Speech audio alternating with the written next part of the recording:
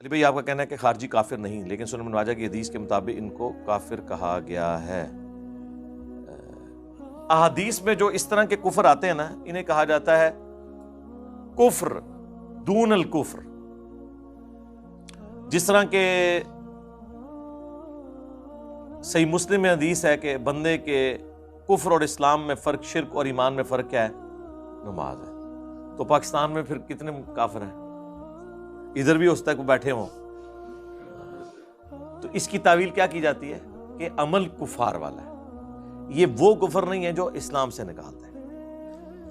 یہ کفر ہوتا ہے عربی میں انکار، ناشکری کے معنوں میں، کسی خاص اسپیسیفک معنوں میں۔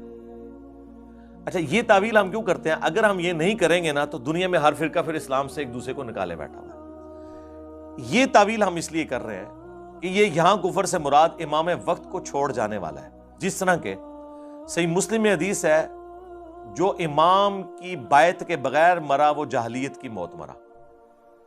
اب اسلام کی ٹرم میں جب جہالیت، زمانہ جہالیت بولا جاتا ہے تو اس سے مراد کیا ہوتا ہے؟ کفر کا زمانہ۔ تو جن لوگوں نے حضرت علی کی بیعت نہیں کی تو ان کو ہم کہتے ہیں کہ کافر مر گئے، انہوں نے وقت کے امام کو نہیں پہچانا اور جہالیت کی موت مرے۔ کبھی ہم کہتے ہیں وہ کافر مر گئے؟ ہم کہتے ہیں نہیں، یہاں جہالیت سے مراد یہ ہے کہ گویا وہ عمل کیا، اوورآل کافر نہیں ہے۔ یہ پیورلی علمی بحثیں ہیں۔ سب سے بڑھ کر مولا علی سے زیادہ تو کوئی نہیں خوارج کو جانتا نا، تو سب سے پہلے تو مولا علی سے فتویٰ آنا چاہیے تھا نا یہ کافر ہیں۔ تو میں نے المصنف ابن ابی شیبہ سے بتایا ہے کہ ان سے پوچھا گیا کہ یہ کافر ہیں تو انہوں نے کہا کہ یہ کفر ہی سے تو بھاگے ہیں، تو وہ یہ حدیث پیش کر دیتے نا۔ مخلوق کے سب سے بہترین لوگ جو قتال کر رہے تھے وہ تو حضرت علی تھے۔ یہ حصہ تو بخاری مسلم میں ہے کہ خوارج سے وہ قتال کریں گے جو مخلوق کے بہترین لوگ ہوں گے، اور خوارج بدترین مخلوق ہوں گے۔ اور حضرت علی یہ حدیث بیان کرتے ہوئے کہتے ہیں کہ میں آسمان سے زمین پہ گر پڑوں یہ تو مجھے گوارا ہے، لیکن یہ گوارا نہیں کہ میں رسول اللہ پہ کوئی ایسی بات کروں جو میں نے خود نہ سنی ہو صلی اللہ علیہ وآلہ وسلم۔ یعنی انہوں نے یہ بتایا کہ میں جو بولنے جا رہا ہوں یہ کوئی چھوٹی بات نہیں ہے، چونکہ آپ اپنے فوجیوں کا مورائل بلند کر رہے تھے، کیونکہ صحابہ میں یعنی وہ جب ان کی داڑیاں نمازیں دیکھتے تھے تو وہ کہتے تھے ہم مسلمانوں کو قتل کر رہے ہیں۔ پھر حضرت علی نے وہاں حدیث سنائی کہ مخلوق کے بہترین لوگ ہوں گے جو خوارج کو قتل کریں گے، اور مسلم کے تو الفاظ ہیں اس کے بعد کوئی بھی نیک عمل نہ کریں وہ ان کے لیے یہ قتال ہی ان کے مرتے دم تک کے لیے، ان کی آخرت بچانے کے لیے کافی ہو جائے گا، اتنی بڑی ایکٹیویٹی ہوگی۔ لیکن اس کے باوجود حضرت علی کیا کہہ رہے ہیں کہ یہ کفر ہی سے تو بھاگے ہیں، کیونکہ انہوں نے یہ سمجھا میں کافر ہو گیا ہوں تو مجھے بھی چھوڑ گئے۔ تو حضرت علی نے تو اس حدیث کا انکار کر دیا آپ کے زوم میں، لیکن میرے نزدیک انکار نہیں کیا، انہوں نے اس کی صحیح ڈیفینیشن بتائی۔ پھر پوچھا گیا منافق ہے، انہوں نے کہا منافق کہاں سے ہو سکتے ہیں؟ منافق تو اللہ کا ذکر نہیں کرتے مگر بہت تھوڑا، یہ تو اتنی لمبی نمازیں پڑھتے ہیں، اور بخاری مسلم میں الفاظ ہیں کہ اے علی اتنی لمبی وہ نمازیں پڑھیں گے کہ تمہیں بھی ان کی نمازوں پہ رشک آئے گا۔ تو نماز تو اللہ کی پڑھ رہے ہیں نا وہ۔ اچھا، اور پھر حضرت علی سے جو ان کا اختلاف ہے وہ بھی حضرت علی کی محبت میں ہے کہ معاویہ کے ساتھ آپ صلح کیوں کر رہے ہیں، یہ باغی ہے، یہ واجب القتل ہے۔ یہ ان کا سٹانس تھا، ان کو کوئی اپنی ذاتی اختلاف نہیں تھا۔ ہم جو انہیں غلط کہتے ہیں وہ اس لیے کہ امام وقت کے حکم کی انہوں نے نافرمانی کی۔ جس طرح کہ اگر نعوذ باللہ صحابہ کرام صلح حدیبیہ کے موقع پر رسول اللہ کا حکم ماننے سے انکار کر دیتے حضور کی محبت میں ہی، جو شروع میں ریلیکٹنٹ تھے، حضرت عمر بھی، بخاری میں الفاظ ہیں کہ یا رسول اللہ ہم دب کے کیوں صلح کریں، ٹھیک ہے، تو وہ حضور کی محبت میں ہی کر رہے تھے نا، لیکن وہ غلط ہوتا اگر ایسے کرتے۔ اس لیے بخاری مسلم میں الفاظ ہیں، سہل ابن حنیف کہتے ہیں بدری صحابی، یہ وہی تھے جنہیں حضرت معاویہ کو معزول کر کے حضرت علی نے شام کا گورنر لگایا تھا اپنے دور خلافت میں، اور حضرت معاویہ نے استعفیٰ دینے سے انکار کر دیا تھا تو جنگ صفین لڑنی پڑی حضرت علی کو۔ سہل بن حنیف جنگ صفین کے موقع پر بخاری اور مسلم دونوں میں الفاظ ہیں، وہ اپنا گھوڑا دوڑا کے صحابہ کرام میں آتے ہیں اور وہ کہتے ہیں کہ اگر صلح حدیبیہ کے دن ہمارے اختیار میں ہوتا تو ہم رسول اللہ کے فیصلے کو بدل دیتے، اور پھر انہوں نے اسپیسیفکلی مینشن کیا کہ حضرت عمر اس صلح کے اوپر خوش نہیں تھے، اور اگر زبردستی کرنی ہوتی تو حضرت عمر جو ہیں نعوذ باللہ اس فیصلے کو بدل دیتے، انکار کر دیتے۔ وہ اگر خدا نخواستہ ایسا ہوتا تو اپنے ایمان سے یاد ہو بیٹھے، لیکن ایسا نہیں ہوا۔ تو انہوں نے فوجیوں کو کہا کہ اس دن نبی علیہ السلام کے فیصلے کو ہم نے قبول کیا، آج تمہارا کام ہے کہ علی کے فیصلے کو قبول کرو۔ وہ تحکیم کا مسئلہ، وہ پھر ایک دردناک سٹوری ہے۔ لیکن بخاری مسلم کی اس حدیث سے یہ بھی پتہ چل گیا کہ سہل بن حنیف بدری صحابی صلح حدیبیہ کے ساتھ جوڑ رہے ہیں تحکیم کے مسئلے کو۔ صلح حدیبیہ میں اللہ کے نبی اور صحابہ ایک طرف تھے اور دوسری طرف مشرکین عرب تھے، اور اس موقع پر مولا علی اور ان کے ساتھی ایک طرف تھے اور دوسری طرف اہل شام تھے۔ تو یہ اس میں اہل شام کی جتنی فضیلت آئی ہوئی ہے نا، وہ آپ کو پتہ چل گئی ہوگی، کیونکہ جب آپ جوڑا جا رہا ہے نا اس کے ساتھ، وہ تو بخاری میں موجود ہے، جب حضرت علی نے وہ محمد رسول اللہ مٹانے سے انکار کر دیا تھا، جب کافروں نے اعتراض کیا ہم تو آپ کو اللہ کا رسول نہیں مانتے، آپ لکھیں محمد بن عبداللہ، حضور نے کہا علی کاٹ دو اور لکھ دو، انہوں نے کہا یا رسول اللہ میں تو نہیں کاٹوں گا۔ اب یہ کس حضور کی محبت میں انہوں نے کہا، پھر حضور نے کہا ادھر مجھے دو، پھر آپ نے لکیر پھیری اور اپنے ہاتھوں سے لکھا۔ اور حضرت ابوبکر کہتے ہیں حضور کی ہینڈ رائٹنگ اتنی اچھی نہیں تھی، اس لیے کہ آپ کو اللہ تعالیٰ نے یہ ملکہ نہیں دیا تھا، یہ حضور کا معجزہ تھا کہ آپ لکھ پڑھ نہیں سکتے تھے، کیونکہ سورہ العنکبوت میں اگر ایسا ہوتا تو لوگ گمان کرتے یہ کتاب آپ نے خود لکھ لی ہے۔ حضور کے حق میں لکھا پڑھا نہ ہونا یہ عیب نہیں ہے، خوبی ہے، اور لکھا پڑھا سے مراد جاہل ہونا نہیں ہے، اللہ نے انہیں علم سکھایا ہے، لیکن یہ اللہ تعالیٰ نے ان کو معجزہ دیا ہے کہ وہاں پہ حضرت علی نے جو انکار کیا تو وہ اس وجہ سے نہیں تھا کہ نعوذ باللہ نافرمان تھے۔ اور اسی حدیث کا ایک طریق سنن نسائی الکبریٰ کے اندر موجود ہے، خصائص علی والے چیپٹر کے اندر، وہ بڑا دردناک ہے۔ اس میں پہلے تو وہ مناظرہ بھی ہے جو خوارج اور ابن عباس کے درمیان ہوا، جو ہم نے ریسرچ پیپر 5B کربلا والے میں ڈالا ہوا ہے، اور دوسرا یہ وہ روایت لے کے ہے کہ حضرت علی نے جب یہ انکار کیا نا، حضور نے یہ کیا تو اس کے بعد نبی علیہ السلام نے حضرت علی کو ایک رازداری کی بات بتائی اور کہا کہ اے علی تم پہ بھی اسی طرح کا ایک وقت آئے گا، اس وقت تمہیں بھی وہی کچھ کرنا ہوگا جو آج میں کر رہا ہوں۔ یعنی رسول اللہ نے اپنی جگہ علی کو رکھا اور مشرکین عرب کی جگہ حضرت علی کے مخالفین کو رکھا، تبھی ریزیمبلنس بنے گی نا۔ انہوں نے کیا کہا تھا کہ ہم محمد رسول اللہ نہیں مانتے، محمد بن عبداللہ لکھو۔ جب حضرت علی اور حضرت معاویہ کے درمیان جنگ بندی ہوئی، جو معاہدہ لکھا گیا اس میں لکھا تھا امیر المؤمنین خلیفۃ المسلمین علی ابن ابی طالب اور معاویہ ابن ابی سفیان کے درمیان۔ تو معاویہ بن ابی سفیان رضی اللہ تعالیٰ عنہ، ہم تو ہماری تو مجبوری ہے جی، صحابی ہونے کی وجہ سے ہم احترام سے نام لیتے ہیں اور رضی اللہ عنہ کہتے ہیں، نبی الاسلام کی نسبت کی وجہ سے۔ تو ان کے پاس جب یہ معاہدہ پہنچا تو انہوں نے کہا میں تو اس معاہدے پہ سائن نہیں کروں گا، میں تو اسے امیر المومنین نہیں مانتا ہوں، جس طرح کے مشرکین عرب نے کہا تھا کہ ہم اسے اللہ کا رسول نہیں مانتے۔ ٹھیک ہے، تو آپ ذرا دیکھ لیں کیا ریزیمبلنس بن رہی ہے۔ اس سے ان ناسبیوں کا بھی رد ہو گیا جو کہتے ہیں نہیں وہ حضرت علی کو خلیفہ مانتے تھے، بس صرف قصاص عثمان مانگتے تھے۔ وہ اس سے بڑھ کے تو جامعہ ترمذی اور سنن ابی داؤد میں موجود ہے کہ بنو امیہ کے لوگ کہتے ہیں علی تو خلیفہ ہی نہیں ہے اور خلافت تو ہم میں ہے، جس پہ حضرت سفینہ نے کہا تھا یہ ان کی پیٹھ سے جھوٹ نکلا، ان کی بادشاہت روئے ارض کی بدترین بادشاہت ہے۔ اور مسند ابی داؤد طیالسی اور مصنف ابن ابی شیبہ میں تو یہاں تک موجود ہے کہ یہ بدترین سخت گیر بادشاہ ہیں، اور ان کا پہلا بادشاہ معاویہ ابن ابی سفیان ہے۔ اور راوی حدیث جب حضرت سفینہ سے پوچھتا ہے کہ پھر حضرت معاویہ کیا ہوئے اگر خلافت 30 سال تک ہے، جب حضرت سفینہ کہتے ہیں ابو بکر کے 2 سال، عمر کے 10 سال، عثمان کے 12، علی کے 6، اور حسن ابن علی کے 6 مہینے بھی اس میں شامل ہیں، 5.5 سال اور یہ مل کے 6، ان کا معاویہ تو بادشاہ ہیں۔ اور مصنف ابن ابی شیبہ میں آیا کہ سخت گیر بادشاہ اور پہلا معاویہ ابن ابی سفیان ہے، یعنی حضرت سفینہ حضور کے آزاد کردہ غلام، وہ ان کو خلیفہ نہیں مانتے تھے بلکہ بادشاہ مانتے تھے۔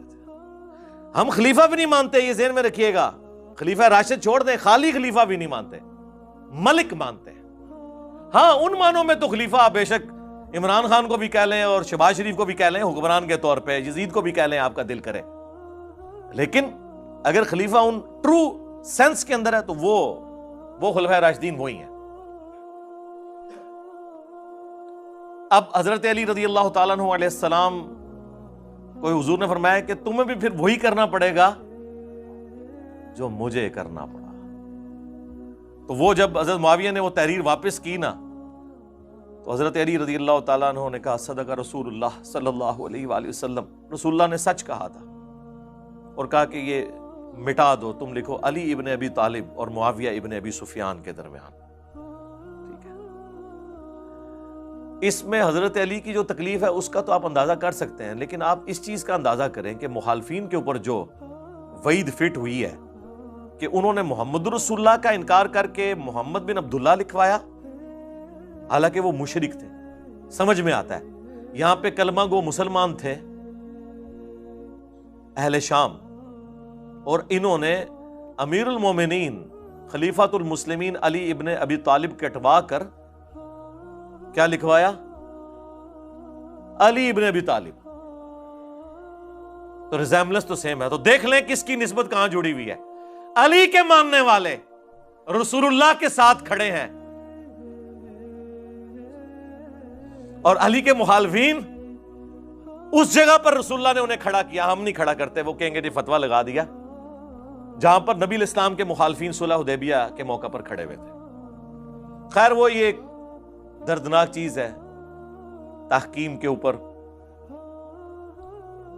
یہ جو جنگ بندی ہوئی اور اس میں پھر وہ 2 بندے نامینیٹ ہوئے, ادھر سے ابن عباس نے جانا تھا مولا علی کی طرف سے, انہوں نے کہا ہم ابن عباس کو نہیں مانیں گے, یہ حضرت علی کا رشتہ دار ہے. صرف ابو موسیٰ اشعری کو یعنی دھکے سے ایسا بندہ چوز کیا جو اتنے اچھے طریقے سے ڈیبیٹ نہیں کر سکتا تھا, اور ادھر سے آئے جناب اتنی پرسنالٹی کہ ان کے نام کے اوپر آج تک عمر و یار کی کہانیاں پڑھائی جاتی ہیں, یعنی ان کی نسبت کی وجہ سے. میں نے نہیں لکھی کہانیاں, میرے متھے نہ مار دینا. عمر ابن عاص رضی اللہ تعالیٰ عنہ, ہم تو نام احترام سے لیں گے, ظاہر ہے صحابی ہیں, صلح حدیبیہ کے بعد مسلمان ہوئے لیکن فتح مکہ سے پہلے مسلمان ہوئے ہیں, یہ بھی اور حضرت خالد بن ولید بھی. عمر بن عاص وہ جب طے پایا اور فیصلہ یہ طے پایا کہ جناب دونوں کو کہتے ہیں سائیڈ پہ ہو جاؤ, تو تیسرا بندہ کوئی خلیفہ چن لیتے ہیں. اندازہ کریں یہ کون سا فیصلہ طے پایا جا رہا تھا کہ ایک بندہ حاکم. یہ اسی طریقے سے ہے کہ کسی کے گھر میں چور گھس جائیں اور آپ جا کے یہ فیصلہ کرنا شروع کر دیں کہ ٹھیک ہے لڑنے کی ضرورت نہیں, دونوں آدھا آدھا مال کر لو, یا مالک بھی دستبردار ہو جائے, چور بھی دستبردار ہو جائے, اور کسی تیسرے بندے کے حوالے کر دیتے ہیں یہ مکان. بھائی مولا علی کو تو انہی صاحب نے خلیفہ چنا تھا جنہوں نے ابو بکر عمر عثمان کو چنا ہوا تھا, بلکہ وہ جو 6 رکنی کمیٹی جو صحیح بخاری میں آتا ہے اس میں حضرت عثمان کے بعد تو حضرت علی اب باقی تھے. ان سے زیادہ کون خلافت کا حقدار تھا بعد میں حضرت عثمان کی شہادت کے بعد؟ تو یہ کوئی فیصلہ تھا جی عبداللہ بن عمر کو بنا دیں؟ یہ بھی بیچ میں ایک رائے آئی. اسی وجہ سے وہ صحیح بخاری میں 4108 ہے نا جو حضرت معاویہ نے خطبہ دیا تھا عبداللہ بن عمر کی طرف کنایا کرتے ہوئے, کون تم میں سے خلافت کے لیے خواہش رکھتا ہے, سینگ اٹھائے, میں اس کے باپ سے زیادہ خلافت کا حقدار ہوں. حضرت عمر کی نعوذ باللہ توہین کر دی.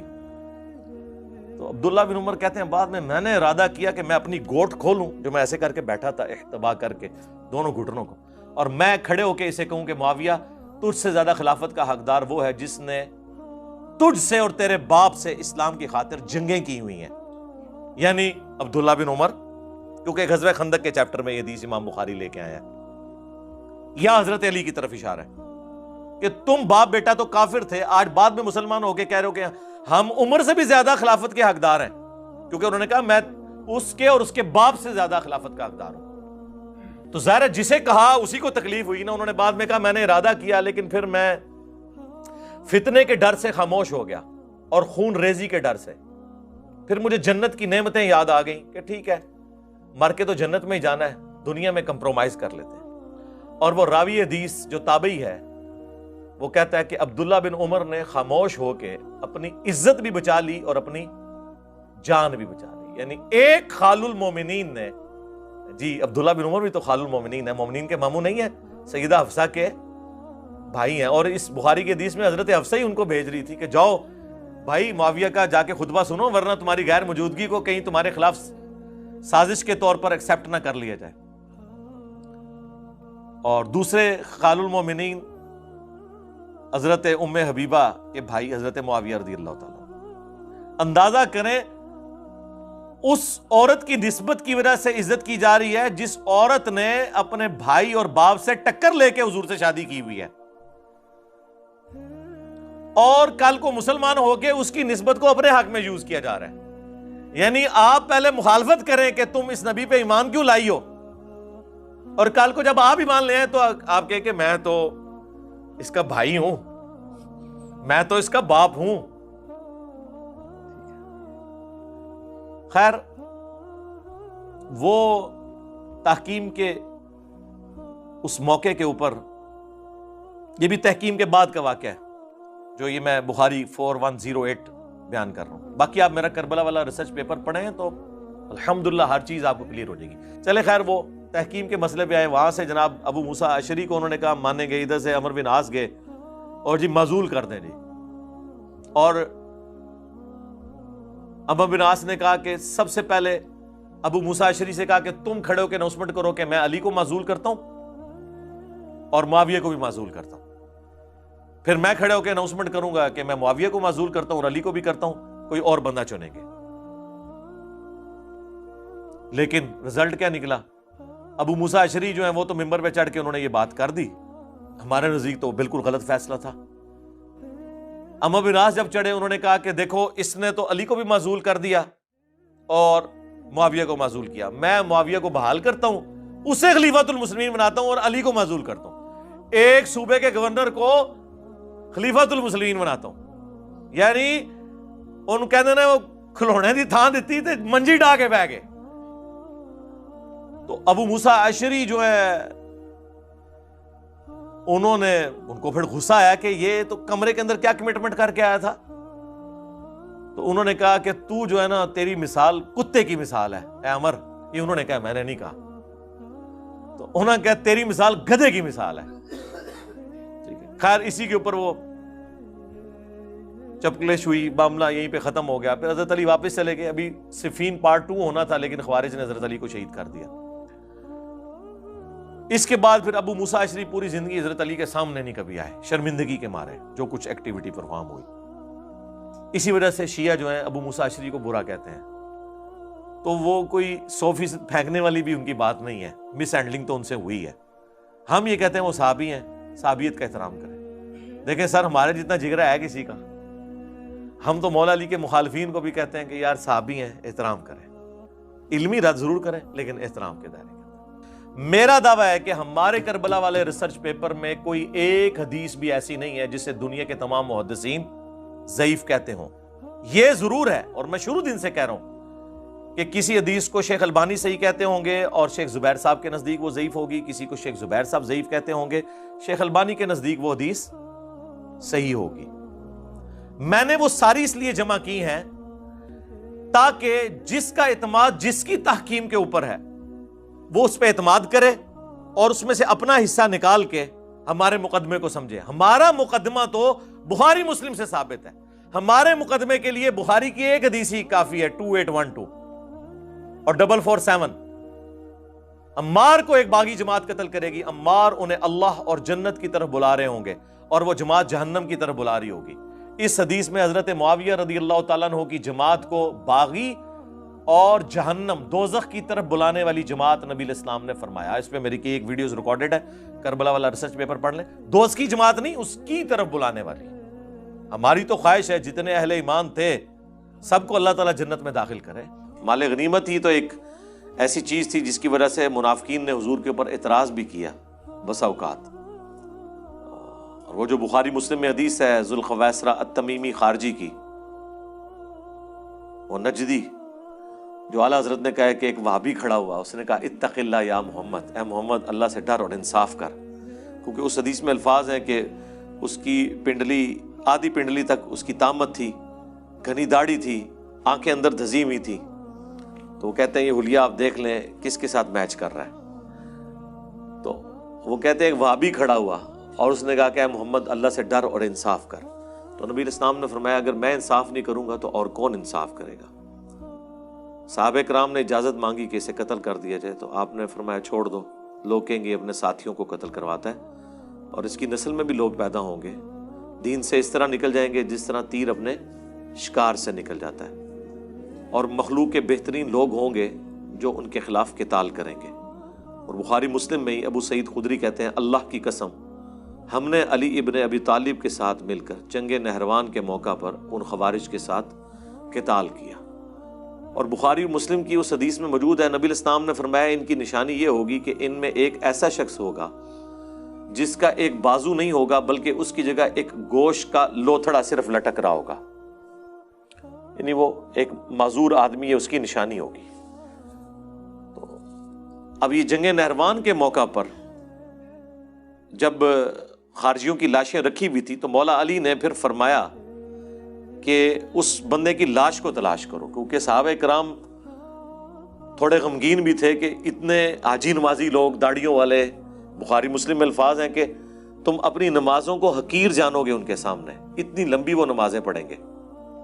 حضرت علی کو باقاعدہ پورے لیکچر دینے پڑے ہیں اس جنگ پہ آمادہ کرنے کے لیے، کیونکہ وہ جو آلموسٹ 6000 کے قریب لوگ تھے، جن میں سے 4000 سنن نسائی الکبریٰ میں آتا ہے کہ حضرت ابن عباس کو جب مناظرے کے لیے بھیجا تو وہ تو طائب ہو گئے، 2000 آخری وقت تک اڑے رہے، وہ حضرت علی کے فوجی تھے، اہل ایمان میں سے تھے، بس بگڑ گئے۔ اور اب حضرت علی کو ظاہر ہے اپنی فوج کو تو تیار کرنا تھا اس چیز کے اوپر کہ انہوں نے سمع و طاعت کا سسٹم چھوڑا ہے، تو حضرت علی کے الفاظ ہیں بخاری مسلم میں کہ میں آسمان سے زمین پر گر پڑوں یہ تکلیف تو مجھے گوارا ہے، لیکن یہ چیز گوارا نہیں کہ میں رسول اللہ پہ کوئی ایسی بات باندھوں جو میں نے خود نہ حضور سے سنی ہو۔ نبی علیہ السلام نے خوارج کے بارے میں یہ باتیں ارشاد فرمائی تھی۔ تو پھر ظاہر ہے لوگ پھر تسلی میں وقتی طور پر آ گئے۔ پھر بھی اب ظاہر ہے کہ مسلمانوں کے ہاتھوں مسلمان ہی قتل ہوئے تھے، لیکن خارجی مسلمان تھے، وہ تو دل افسردہ تھے مسلمانوں کے۔ تو بخاری مسلم میں آتا ہے حضرت علی نے کہا کہ وہ لاش تلاش کرو اس بندے کی جس کے بارے میں حضور نے اس وقت، اب سینئر صحابہ کو پتا تھا کہ حضور نے بہت پہلے یہ بات فرمائی ہوئی تھی کہ اس طرح کا ایک بندہ ہوگا، تو وہ لاش ڈھونڈی کی، نہیں ملی۔ پھر سیدنا علی خود بنفس نفیس ان لاشوں کے پاس آئے، کنویں میں جہاں پہ جمع کر کے ڈالی ہوئی تھی، ایک ایک لاش اٹھوائی۔ حضرت علی کو اتنا یقین تھا کہ وہ بندے کی لاش ان میں ملے گی، وہ بندہ ان میں شامل ہوگا، ٹھیک ہے۔ اور حضرت علی نے ان کو کہا کہ رسول اللہ نے ہمیں سچی خبر دی ہے، تم تلاش کرو، انہی میں وہ بندہ ملے گا۔ اور پھر وہ جب لاشیں ہٹائی گئیں تو سب سے نیچے اس کی لاش نکلی، تو اس وقت پھر صحابہ نے نعرہ لگایا کہ واقعی صدق رسول اللہ نے سچ فرمایا تھا، اور حضرت علی کا قتال حق پر مبنی ہے۔ لیکن یہ بعد کی بات ہے، پہلے جس طرح حضرت علی نے ان کو تیار کیا وہ ایک مشکل کام تھا۔ مسلم میں تو یہاں تک الفاظ ہیں کہ حضرت علی نے کہا کہ خوارج کے ساتھ قتال کے بارے میں نے وہ بشارتیں سن رکھی ہیں کہ اگر میں تمہیں وہ چیزیں بیان کروں تو مجھے خدشہ ہے کہ اس کے بعد تم کوئی نیکی بھی نہیں کرو گے، یہ قتال ہی اتنی بڑی نیکی تمہارے لیے کافی ہوگی اللہ کے حضور بخشش کے لیے۔ ابھی صفین کے اوپر حدیثیں موجود ہیں، نہروان کے اوپر بخاری اور مسلم میں پورے چیپٹر ہیں کہ امت کے بہترین لوگ ہوں گے جو قتل کریں گے خوارج کو۔ حضرت علی کے پیچھے تو حدیثیں کھڑی ہیں، نبی صلی اللہ علیہ وسلم کی پریڈکشنز کھڑی ہوئی ہیں، لہٰذا حضرت علی کو تو سرٹیفکیٹ ملا ہوا ہے کہ ان کی جنگ حق پر ہے۔ بلکہ ان کو کیا سرٹیفکیٹ، صحیح مسلم کی حدیث علی سے محبت نہیں رکھے گا مگر مؤمن، علی سے بغض نہیں رکھے گا مگر منافق۔ ان کی محبت لٹمس ٹیسٹ ہے ایمان کا۔ مطالبے سے ہمیں اختلاف نہیں ہے، جتھا بنا کے، پارٹی بنا کے اس طریقے سے کرنا، اس چیز سے اختلاف ہے۔ تو اس میں ریٹ آف دا گورنمنٹ تو قائم ہوگی۔ حضرت علی کی ذمہ داری تھی کہ جو جتھا بنائے گا، اور ایک اس ریاست سے جو 3 براعظموں میں پھیلی ہوئی ہے، ایک صوبے کا گورنر اٹھ کے جو ہے وہ ٹکراؤ کرنے کی کوشش کرتا ہے اور چند لوگ اکٹھے ہوتے ہیں، تو ریٹ آف دا گورنمنٹ تو قائم ہوگی۔ ان کو تو حدیثیں پتہ تھی۔ اور یہ جو حدیث ہے، چھوڑ دیں یہ حدیث جو مسند احمد میں موجود ہے، شعیب ارنوت بھی صحیح کہتے ہیں، سنن نسائی الکبریٰ میں موجود ہے، غلام مصطفیٰ صاحب خود صحیح کرتے ہیں، کہتے ہیں اس حدیث کو کہ نبی صلی اللہ علیہ وسلم اپنی ایک بیوی کے گھر سے نکلے تو جوتی ٹوٹ گئی، تو آپ صلی اللہ علیہ وسلم نے اپنی جوتی اتار کے سیدنا علی کو دی، وہ گانٹنا شروع کر دی انہوں نے۔ نبی صلی اللہ علیہ وسلم تھوڑا آگے جا کے کھڑے ہو گئے کہ چلو علی کا انتظار کرو، اور اس دوران گفتگو کی حضرت ابوبکر عمر بھی موجود تھے۔ آپ نے کہا کہ دیکھو اللہ تعالیٰ نے مجھے دعوت حق دے کر مبعوث کیا، لوگوں نے میرا انکار کیا، ایز اے لاسٹ ریزارٹ مجھے قرآن کو منوانے کے لیے تلوار اٹھانی پڑی۔ اور تم میں سے ایسا بھی شخص ہے، ایسا خوش نصیب شخص کہ جسے مسلمانوں کو قرآن منوانے کے لیے، کس کو؟ مسلمانوں کو۔ نبی صلی اللہ علیہ وسلم نے خود سرٹیفکیٹ دے دیا ہے، خوارج بھی مسلمان ہی تھے، تعویل کی غلطی لگی ہوئی تھی، اہل جمل بھی مسلمان ہی تھے، اہل صفین بھی مسلمان ہی تھے، ہم ان کو کافر و منافق نہیں کہتے۔ مسلمانوں کو قرآن منوانے کے لیے مسلمانوں کے خلاف تلوار اٹھانی پڑے گی۔ حضرت ابوبکر کہتے ہیں یا رسول اللہ میں ہوں، حضرت عمر کہتے ہیں میں ہوں، آپ نے فرمایا بلکہ وہ شخص جو میری جوتیاں گانٹ رہا ہے۔ صحابہ دوڑے نبی صلی اللہ علیہ وسلم کی بات سن کے حضرت علی کے پاس، اور کہا آپ کے لیے اتنی بڑی بشارت ہے کہ آن دی بہاف آف پروفٹ آپ یہ کام کریں گے؟ حضرت علی مسکرا پڑے۔ صحابہ کہتے ہیں ہم سمجھ گئے کہ حضرت علی کو یہ بات پہلے سے پتا تھی کہ میں نے یہ کام کرنا ہے۔ اور پائی جی ڈیوٹی لا کے گیا نبی صلی اللہ علیہ وسلم خود، انہوں یہ شک ہوئے گا کہ منو جمل کرنی چاہیے ہے، صفین کرنی چاہیے ہے، نہروان کرنی چاہیے ہے، اس کے پیچھے تو نبی کھڑا ہوا ہے۔ تو یہ دھوکے دیتے ہیں، یہ روند مارتے ہیں، بھائی یہ دلائل النبوہ ہیں، نبی صلی اللہ علیہ وسلم کی نبوت کی خبریں ہیں۔ اور پھر یہ المصنف ابن ابی شیبہ سے لے کے آتے ہیں کہ جی سیدنا علی پچھتاتے تھے کاش میں جمل سے 20 سال پہلے فوت ہو گیا ہوتا۔ اور یار یہ دردناک چیپٹر تو پڑھو، وہ اسی طرح پچھتاتے تھے۔ وہ پچھتانا یہ نہیں ہے کہ مجھ سے غلطی ہوئی ہے، وہ پچھتاتے اس سے تھے جس طرح قرآن میں آتا ہے سورہ مریم میں کہ حضرت مریم پچھتاتی تھی، جن کے پاس حضرت جبرائیل خوشخبری لے کے آئے بیٹے کی خوشخبری لائے نا، سورہ مریم پڑھ کے دیکھیں، جس نے فرشتہ سامنے دیکھ لیا، اللہ کی بشارت دیکھ لیا، اب اس کو کوئی شک رہ گیا؟ بتائیں مجھے۔ اچھا، اس کے بعد آتا ہے ان کو حمل ٹھہر گیا، وہ ایک درخت کے نیچے جا کے بیٹھی اور وہاں کہتی ہے کاش میں بہت پہلے ہی مر کے مٹی ہو چکی ہوتی، نسیہ منسیہ ہو چکی ہوتی، لوگ مجھے بھول چکے ہوتے، میں اس حالت پہ تو نہ پہنچتی۔ اس کا مطلب حضرت مریم کو شک تھا جی، ناسبیو، حضرت مریم کو اللہ اور جبرائیل پہ شک تھا، ان کو پتا تھا کہ اس میں جبرائیل کہتا ہے کہ آپ کے بیٹے کو ہم نشانی بنانے والے ہیں۔ یہ بحثیت انسان وہ انہوں نے یہ دکھ کیا کہ ٹھیک ہے اللہ تعالیٰ نے مجھے چنا تو صحیح، لیکن ان کو ایک خدشہ تھا کہ اتنی بڑی آزمائش میرے اوپر آئی ہے، اس آزمائش سے میں کیسے نکلوں گی؟ لوگ تو کہیں گے یہ بچہ کہاں سے اٹھا کے لے آئی، اس کی تو شادی نہیں ہوئی ہے۔ انسان ہونے کی حیثیت تو انسان کو پریشانی تو ہوتی ہے۔ نبی صلی اللہ علیہ وسلم نہیں پریشان ہوئے جب پہلی وحی نازل ہوئی ہے، بخاری اور مسلم میں آتا ہے، کبھی تاری ہو گئی، حضرت خدیجہ نے اڑا دیا، ورقہ بن نوفل کے پاس لے گئے۔ انسان جو ہے شریف النفس آدمی کے ساتھ یہ ہوتا ہے۔ تو حضرت علی جو ہے وہ حضرت مریم جو کہتی تھی میں نسیہ منسیہ، کاش پہلے ہی مر چکی ہوتی میں، حضرت علی جو کہتے تھے کاش پہلے مر چکی ہوتا میں اس سے پہلے 20 سال پہلے، وہ اس لیے کہ علی کے درد کو سمجھے۔ واللہ میں اکیلے میں سوچتا ہوں مجھے حسین پہ اتنا رونا نہیں آتا جتنا علی کے اوپر آتا ہے۔ اس شخص کو دیکھیں جس نے سب سے پہلے اسلام قبول کیا، جامع ترمذی کی حدیث ہے زید ابن ارقم سے کہ سب سے پہلے علی نے اسلام قبول کیا ہے حضرت خدیجہ کے بعد، پھر زید ابن حارثہ نے، اور پھر ابوبکر صدیق نے۔ یہ ترتیب ہے ان کی زمانی۔ یہ تو جعلی ہے نا جی، بچوں میں زید، عورتوں میں خدیجہ، تاکہ علی دا ٹائٹل چھین لیا جائے، یہ اس لیے کیا ہے، نہ علی نے کیا اسلام پہلے قبول۔ کتنی حدیث موجود ہیں، المستدرک الحاکم کے اندر، سنن نسائی الکبریٰ کے چیپٹر خصائص علی کے اندر موجود ہیں، جامع ترمذی میں موجود ہے۔ آپس میں تو اکٹھا تو نہیں کسی نے کلمہ پڑھا، آپس میں ترتیب موجود ہے۔ تو حضرت علی جس نے سب سے پہلے اسلام 7-8 سال کی عمر میں قبول کیا، باقی تو کافر سے مسلمان ہوئے ہیں۔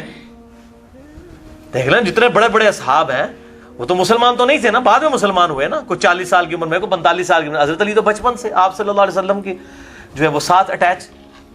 جس شخص نے بچپن سے اسلام قبول کیا، ہر وقت حضور کے ساتھ رہا، غزوہ خیبر میں اسلام کو فتح دلائی، غزوہ خندق میں ابن عبد الود جس کا کوئی مقابلہ کرنے کے لیے آگے نہیں ہوتا تھا، جو 100 بندوں سے اکیلا لڑتا تھا، اس کو قتل کیا، جس نے اسلام کو اس اور شیب ابن ابی طالب کے اندر اس نے وقت گزارا 3 سال کا، جس نے اسلام کو زیرو سے اس بلندی ایپیکس پہ پہنچتے ہوئے دیکھا کہ حضرت عمر کے دور میں 3 براعظموں تک اسلام کی حکومت پہنچ گئی، اور اس کو اپنی زندگی میں یہ چیز دیکھنی پڑ رہی ہے کہ اس کے سامنے وہ اسلام کا نظام جو ہے وہ بکھرتا جا رہا ہے بنو امیہ کے گورنروں کی وجہ سے۔ حضرت علی نے بہت کوشش کی ہے، میں نے اس میں روایت ڈالی ہے مستدرک الحاکم سے اور سنن نسائی الکبریٰ کا چیپٹر خصائص علی، اس میں سے کہ نبی صلی اللہ علیہ وسلم فرمایا کہ اے علی، اگلی امتوں میں بدبخت سب سے بڑا وہ تھا جس نے قوم سمود کی اونٹنی کو قتل کیا تھا، اور میری امت کا سب سے بڑا بدبخت وہ ہے جو تجھے قتل کرے گا۔ تو قوم سمود کے بدبخت نے جب اونٹنی کو قتل کیا تو قوم سمود پہ عذاب آیا نا، سیدنا علی کے قتل کے بعد اس امت پہ عذاب آیا ہے، اور عذاب کیا آیا ہے؟ ملوکیت کی شکل میں مسلط ہو گیا۔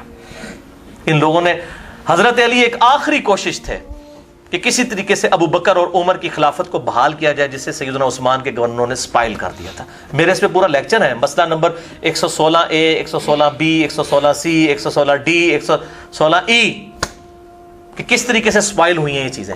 سیدنا علی تو آخری کوشش تھے.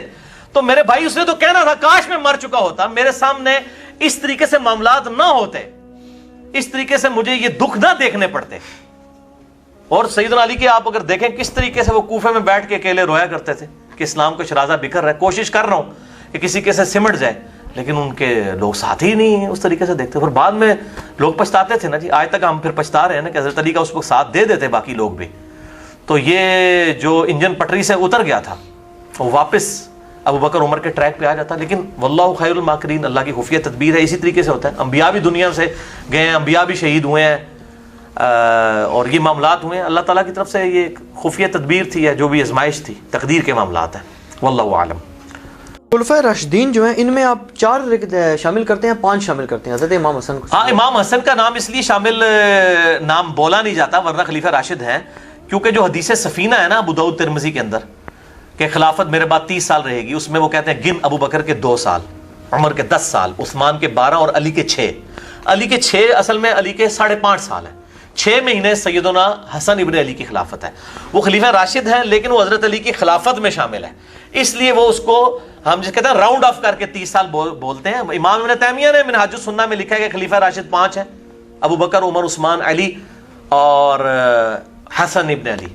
اچھا ٹھیک ہے، وہ بھی مانتے ہیں. اور انہوں نے لکھا ہے باقاعدہ، نہ معاویہ کو خلیفہ راشد مانتے ہیں اور نہ یزید کو، یہ اسلام کے بادشاہ تھے. یہ تو اہل سنت کا متفقہ مسئلہ ہے، خلیفہ راشد نہیں ہے، خلیفہ راشد وہی ہیں. تو حسن ابن علی بھی خلیفہ راشد ہیں، یا اس کے بعد کوئی جھلک نظر آئی ہے تو عمر بن عبدالعزیز ہے. ٹھیک ہے.